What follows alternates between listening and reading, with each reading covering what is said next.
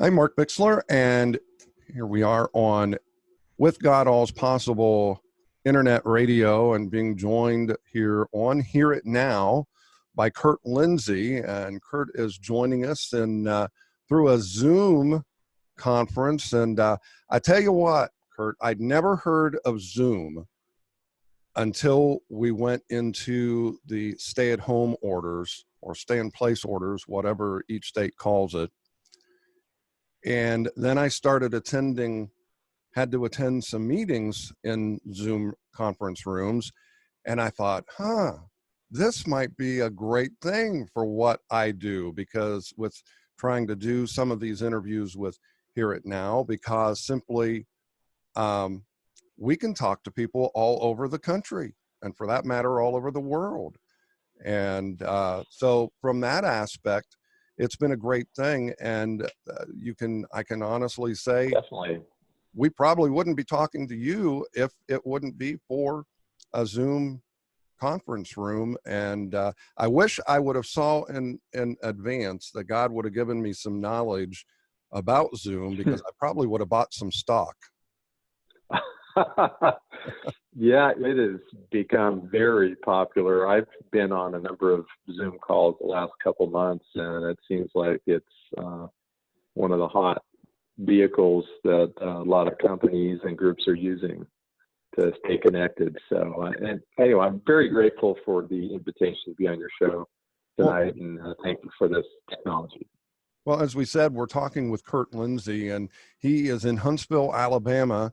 And I spent 6 years of my life working in radio in the Huntsville market, living in Athens, and a beautiful area. And my news director at the time, Dave Stone, told me when I moved there that a lot of people do retire to that part of the country. And after living there for 6 years, I have to say, I do understand why. It is a beautiful part of the country, and frankly, you're within close proximity to a lot of things. And Nashville's not far, Birmingham's not far, you're not all that far from Atlanta, you're not all that far from Memphis.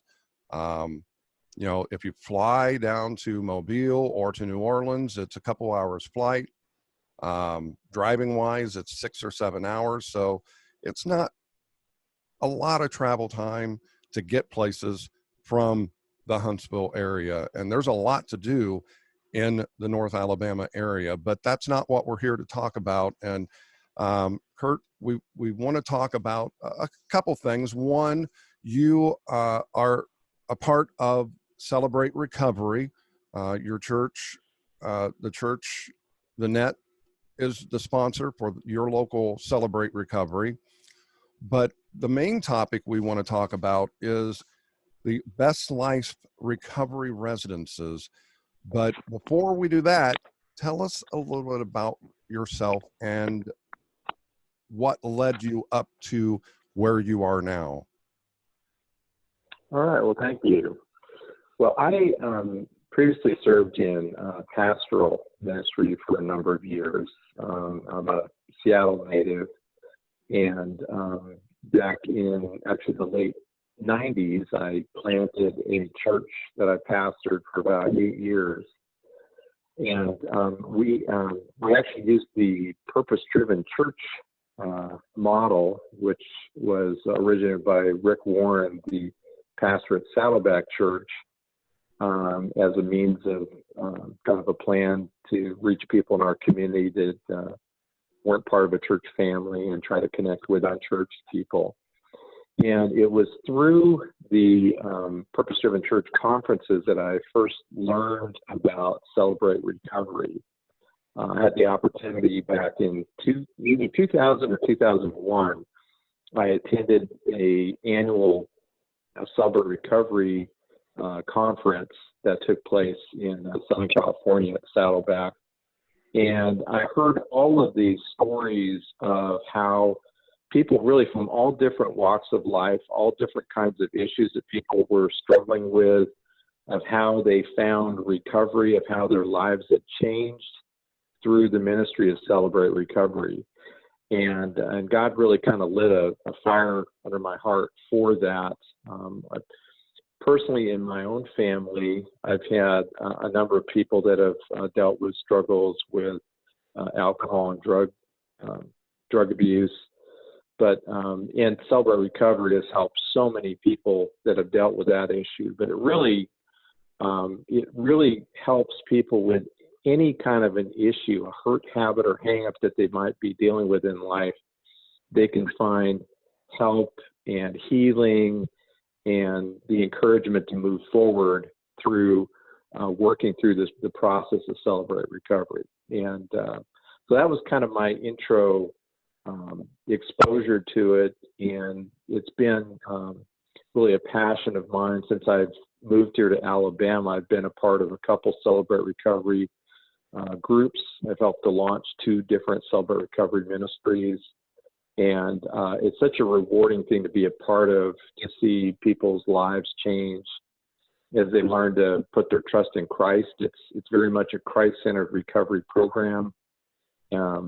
The 12 steps that are foundational for AA are also foundational components of Celebrate Recovery, but a major difference is the higher power is the one true higher power, which is Jesus Christ. And so everyone who goes through the program, who goes through this process, is really encouraged and is helped on that journey to put their trust and their faith in Christ instead of, other things, other people, themselves, whatever that might be. Now, we have a mutual friend that I still consider her a very dear friend and stay in contact with her, and that is Laura Kane. I knew her when I attended Friendship Church in Athens, Friendship United Methodist Church, and she was, when they broke off, or I don't want to say broke off, when they started a North Campus for Friendship Church, she was able to get, from what I understand, Pastor Dorning, Steve Dorning, and he's executive pastor for Friendship Church. They sponsor the Celebrate Recovery, Friendship North does. And now, from what you were telling me before we started talking, she is a state rep for Alabama for Celebrate Recovery. So a tip of the cap to Laura, and give her a little bit of a shout out here. And I know she's doing great things with Celebrate Recovery. Yeah, she's been a great resource. She's a good friend of both my wife Tracy and mine, and we know her husband Roy really well as well. And they've really been a blessing. Both she and Roy have shared their testimonies at our Celebrate Recovery, and we've got the chance to spend quite a bit of time with them. But a lot of what they do in Laura's role as a state rep is she goes around and visits a number of different Celebrate Recoveries kind of throughout North Alabama, and she's there as a support and to help, for maybe a new Celebrate Recovery is starting up, or maybe a group that's already established wants some help or advice on any issues they may be dealing with. And she's a resource that can help somebody in that situation. So doing a great job, and I know she finds a lot of value and joy in serving in that capacity. Yeah, I like I said, and her mom and dad, the Beatties, I love them so much. I had a lot of, being single at that time, I had a lot of second parents, I guess you would maybe say. And her mom and dad I would consider them as second parents. And then my landlord, the last 4 or 5 years that I lived in Alabama, Buddy and Arlene Tucker. Buddy has since passed away, but I always considered them second parents as well. And John and his wife did a tremendous job raising Laura. There's no question about that. And very thankful Mhm. for them and thankful for Laura as well. Laura and I sang a duet actually while I was down there to a song called, it was called Oh, okay. Peace Be Still. And not the Oh, okay. one, Nice. not the one that you're thinking. It's Amy Roth, I think, did it. And I forget who else wrote that with her, but um, I sang falsetto in that, and I have to say, I had some people come up to me afterwards and say, "I didn't know you could sing that high." I'm like, "I didn't. I sang falsetto." So, Well, that's a real gift and a talent to sing falsetto. I really haven't figured out how to do that well, personally myself. So. but tell Yeah, us that's great. if somebody, I know that there are some churches around here, and we're based in Canton, Illinois, with God All's Possible Internet Radio, and we're talking with Curt Lindsley. He's our guest here on Here and Now, and I know one of the places that my wife and I, before COVID-19 and the stay-at-home orders, we would worship together on Saturday night because I work at a church on Sundays and she goes with her mom to another church on Sundays. So we would go to Northwoods Community Church, and they're one of the sponsors here in the Peoria area for Celebrate Recovery. And tell us a little bit about how people can go about finding churches that sponsor Celebrate Recovery. Yeah, well, they have some great resources available. The first thing I'd mention is they have an app, the Celebrate Recovery app, which I have that on my phone, and I use that frequently. And one of the features that the app has is a Celebrate Recovery group locator. And I know of a number of people that travel for work that have used this feature just when they've been out of town to be able to attend a meeting, wherever they might be. So this actually allows you to type in a city and state or a zip code anywhere in the United States, and it'll pull up a search within a radius of, I don't know, maybe it's 25 miles or so. But it allows you to do a search for Celebrate Recovery groups. It gives you the name of the group that's sponsoring it, which typically that's a church. It gives you an email address and a contact phone number to call the ministry leader. And typically it's going to list the date and time that they meet at. So in our area here in North Alabama, there are more and more churches that have been launching Celebrate Recovery ministries, and literally within, I'd say, a 30 to 45 minute drive in any direction from where I live, you can find a Celebrate Recovery meeting every night of the week. And it's such a great resource that's available that people can take advantage of getting encouragement and support, especially if they're going through a difficult time in their life. Whatever that might be, if they're struggling with an addiction and they just need support, then Celebrate Recovery is a fantastic place to go and to experience that. Well, one of the other topics that we wanted to talk about, and a couple others, but one in particular, was Best Life Recovery Residences. Tell us about that.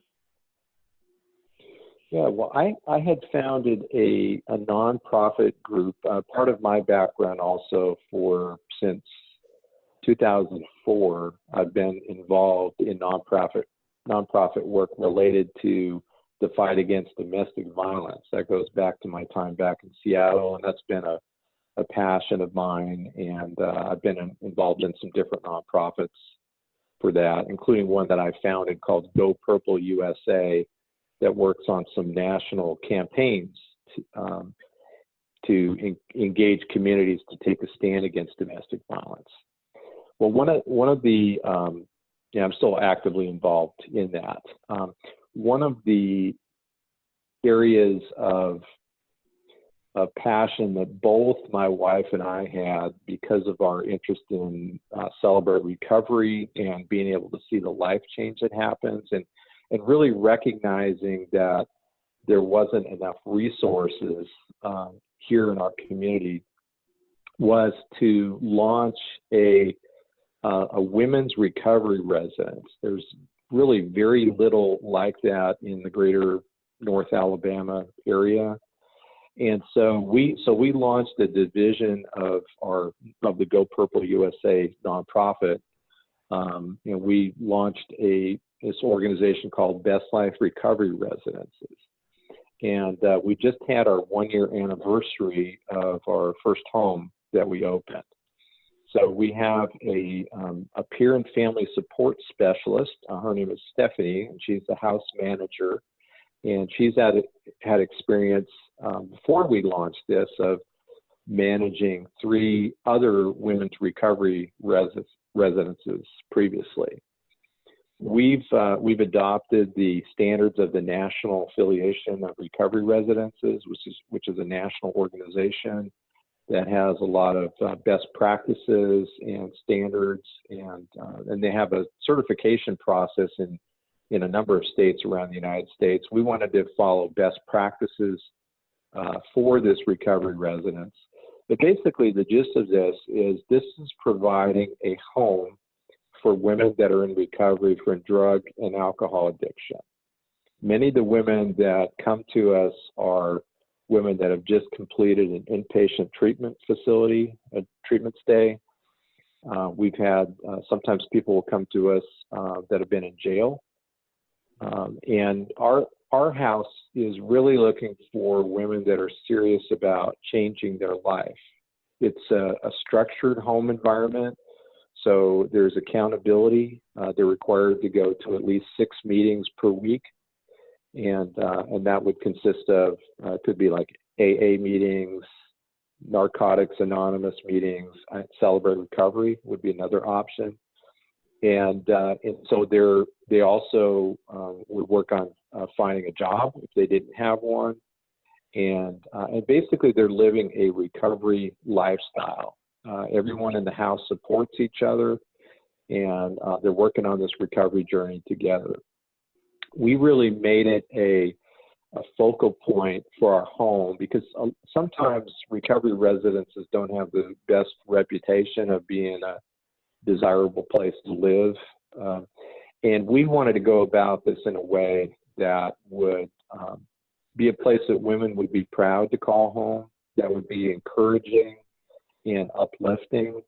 And so on the front end of us launching this house, we spent money on, buying some nice furniture and bedding and really making a place where there's a lot of affirmation for women in the house. It's got a nice private backyard, and we've done some things to maintain the upkeep of the house to make it a pleasant place to be.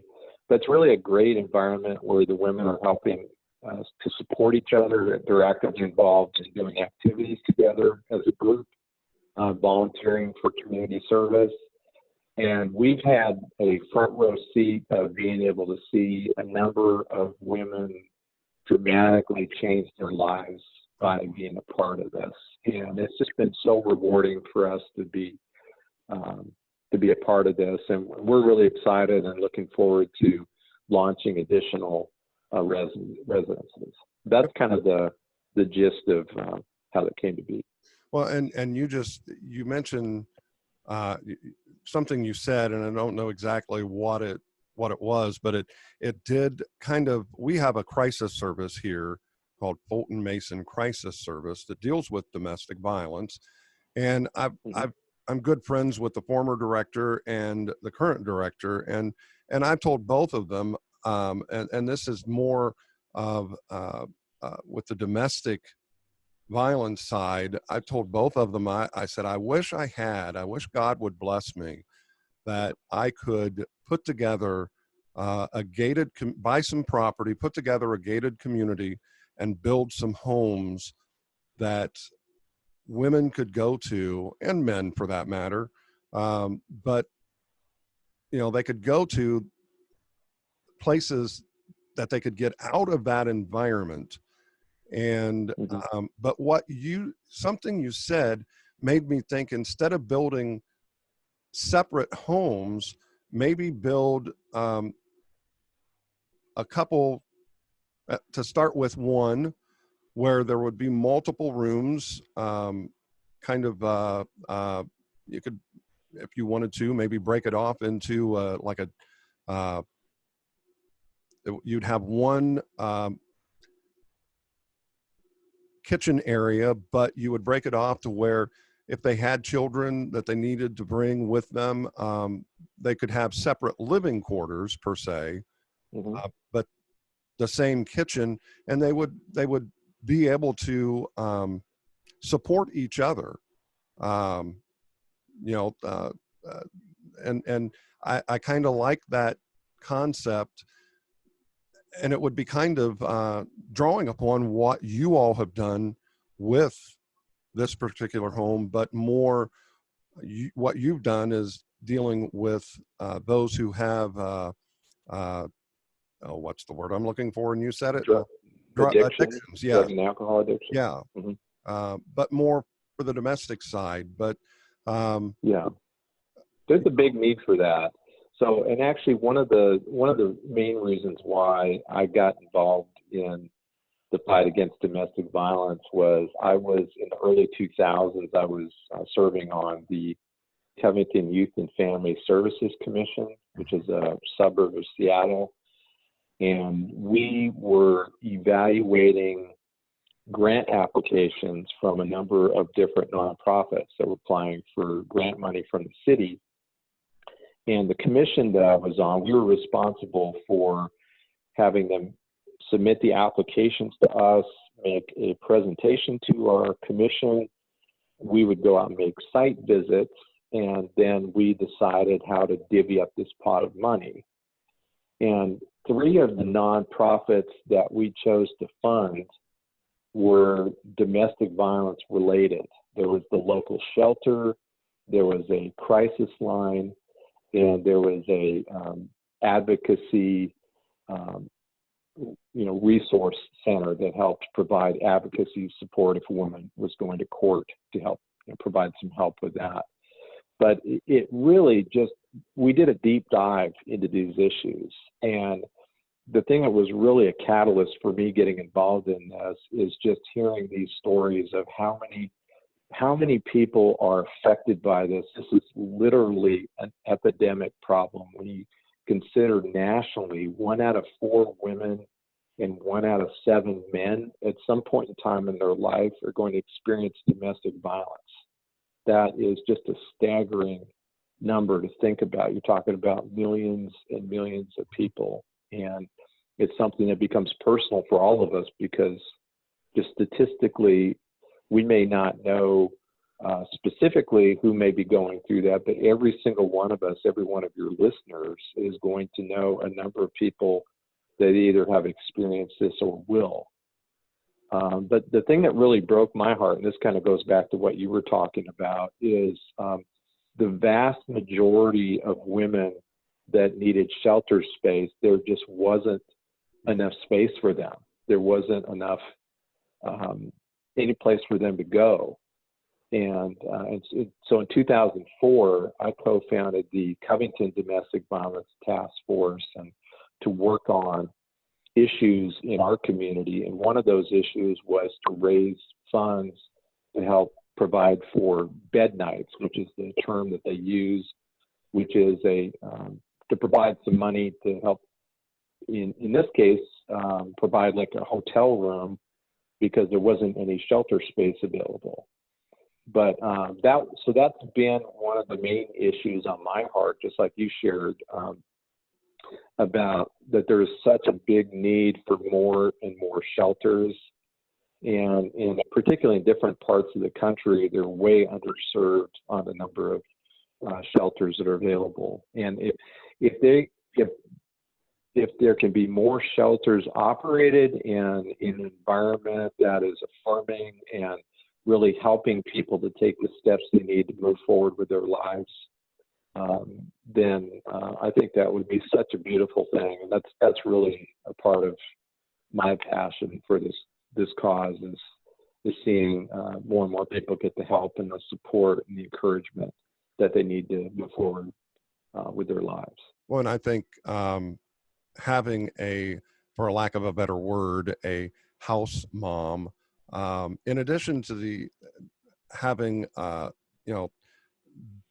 multiple women living even with their kids, living in, say, a building that would house 4, 5, 6 families.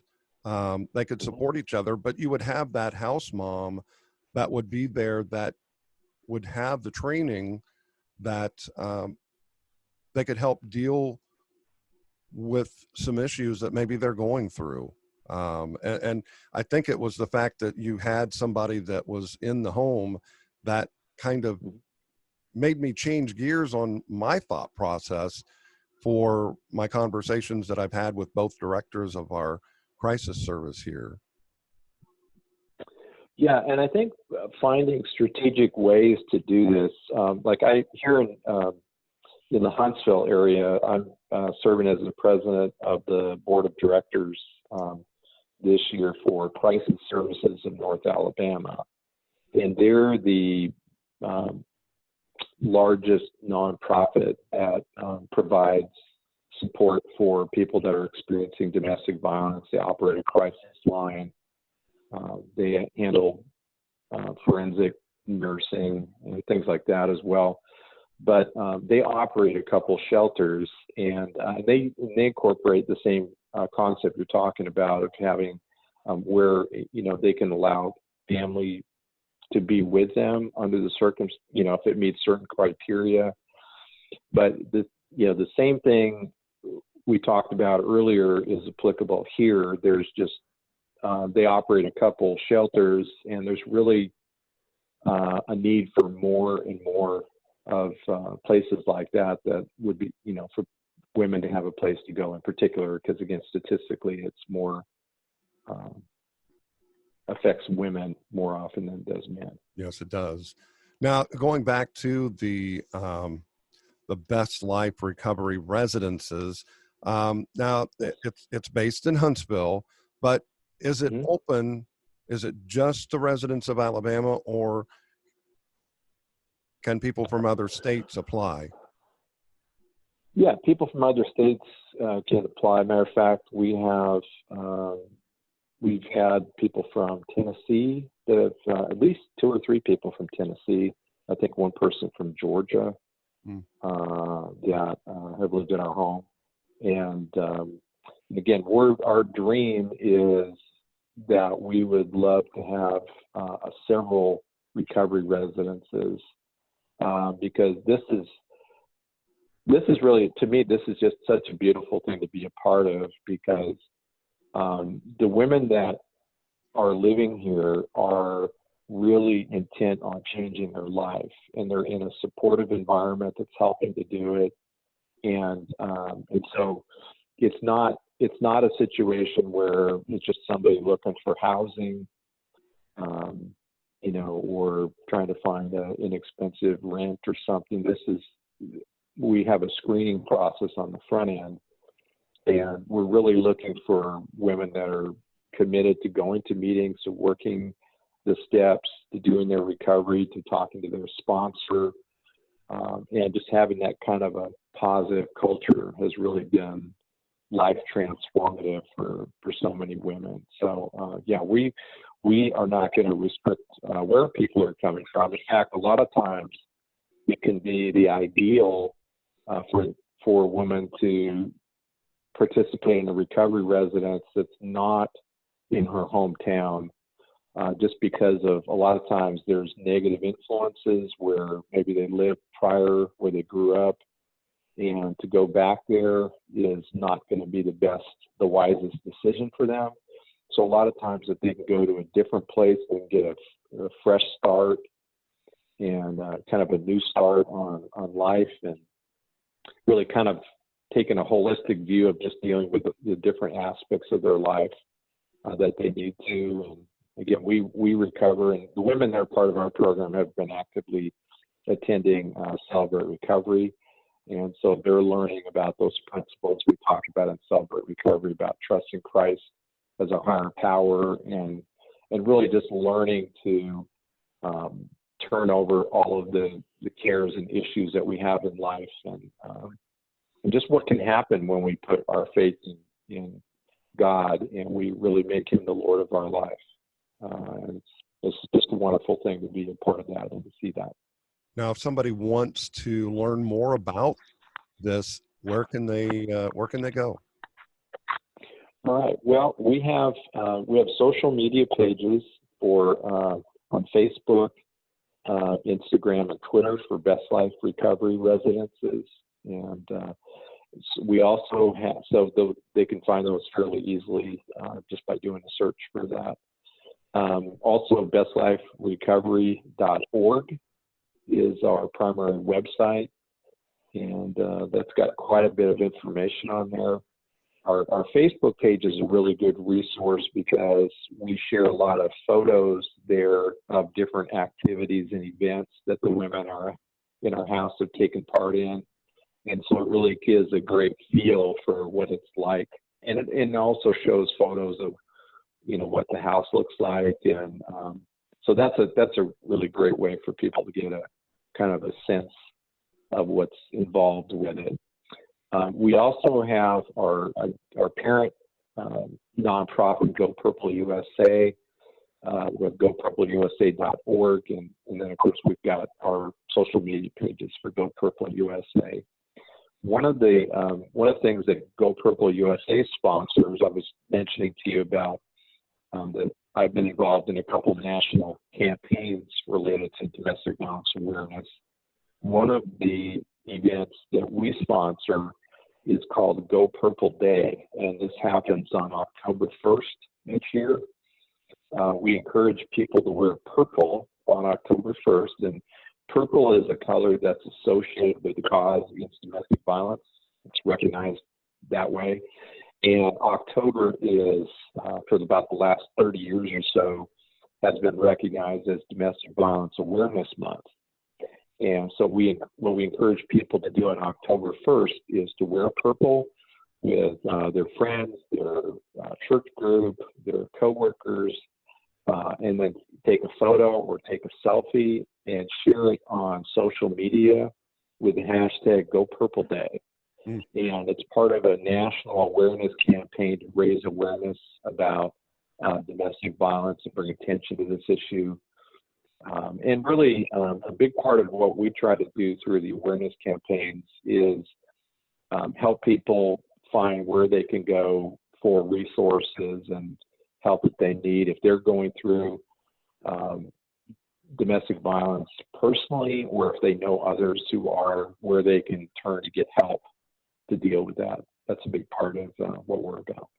You kind of read my mind. I was thinking as we went into talk about the Best Life Recovery Residences that I probably put the cart before the horse, and we probably should have talked about Go Purple USA first and then went into that, but it worked out. So, yes. So, and I'll mention this to you as well. The other campaign that I've been involved with since actually we launched in 2006 or 2007, but this came out of the Covington Domestic Violence Task Force that I co-founded back in the Seattle area. We started an initiative called Purple Light Nights for our community. And it's similar to what I just described to you about Go Purple Day, in that purple being the association with the cause against domestic violence, and October being Domestic Violence Awareness Month. But the concept was that during the month of October, businesses, residents, cities would light up their streets, their landmarks, their businesses, their residents purple to symbolically show support for survivors of domestic violence. And this idea started in our suburb of Seattle, Other communities heard about it, got endorsed by the governor of our state, Dave Reichert, who's a former King County sheriff and a member of the U.S. House of Representatives, and the Rob McKenna, who is the Attorney General for the state of Washington, will all come out promoting Purple Light Nights.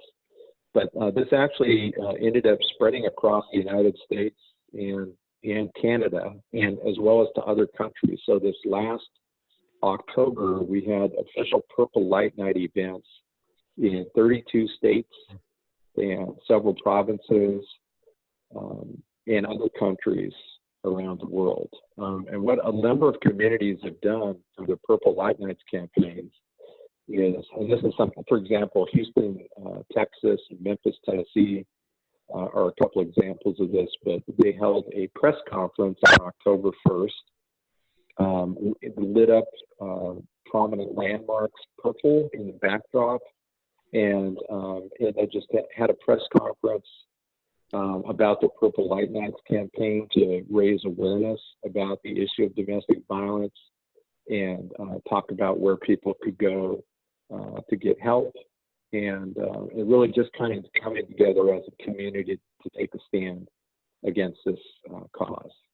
So for me, it's been really a blessing to be a part of a movement that's impacted a number of people around the United States and Canada, and I'm just thankful it's kind of given me a platform to talk about the issue of domestic violence with people throughout the U.S., and I'm really grateful for that. And hopefully we can just keep doing what we can to change the narrative and get people involved in this cause and just not accept the status quo. And especially for, those of us that are Christ followers and Christians, for me, really kind of the heart of me getting involved in this cause is just, I really felt God pricked my heart for the hurting people that are experiencing this, and I guess that even so, with Celebrate Recovery and getting involved in helping people dealing with addictions, and it's just rewarding when we can get back and serve and try to make a difference and help people to connect with their Creator and help people to take a step forward in their lives. And I just always feel that Jesus is the answer. He can provide help and support and encouragement. And so I want to be used by God to help people on their journey and be able to experience the peace and the joy that comes from knowing Him and walking with Him. Well, and with everything that this country is going through right now, there is no doubt this country is in desperate need of the love of Jesus. And,